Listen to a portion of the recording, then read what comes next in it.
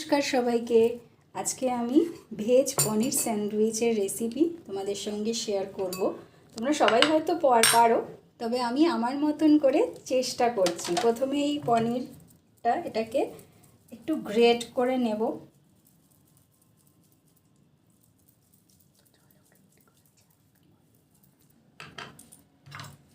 পনিরটা আমার গ্রেট করা হয়ে গেছে। এরপরে আমি এর সঙ্গে একে একে এই মেয়োনিজটা একটু মিক্সড করব।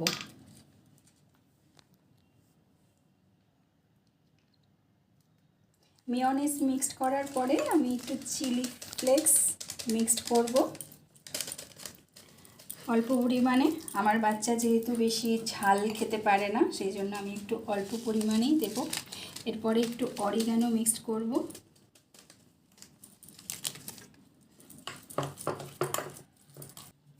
আমার স্যান্ডউইচের স্টাফিংটা রেডি। এবার আমি ব্রেড নেব। ব্রেডের সাইডগুলো আমি একটু কেটে দেব। আমার বাচ্চারা এগুলো খেতে একদমই পছন্দ করে না, সেই জন্য আমি এগুলোকে ব্রেডগুলো আমি রেডি করেছি। এবার এই ব্রেডের মধ্যে আমি এই স্টাফিংটা দিয়ে দেব। এই স্টাফিংয়ের মধ্যে বয়েলড এগও গ্রেট করে অ্যাড করা যায়, বাট আমি যেহেতু আজকে ভেজ স্যান্ডউইচ করছি, সেই জন্য আমি ডিমটা স্কিপ করে গেছি।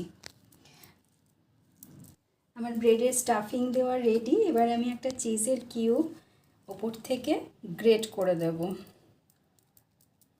এবার ব্রেডগুলো একটা একটা করে দিয়ে দেব। দেন এটার গায়ে একটুখানি বাটার লাগিয়ে দেব।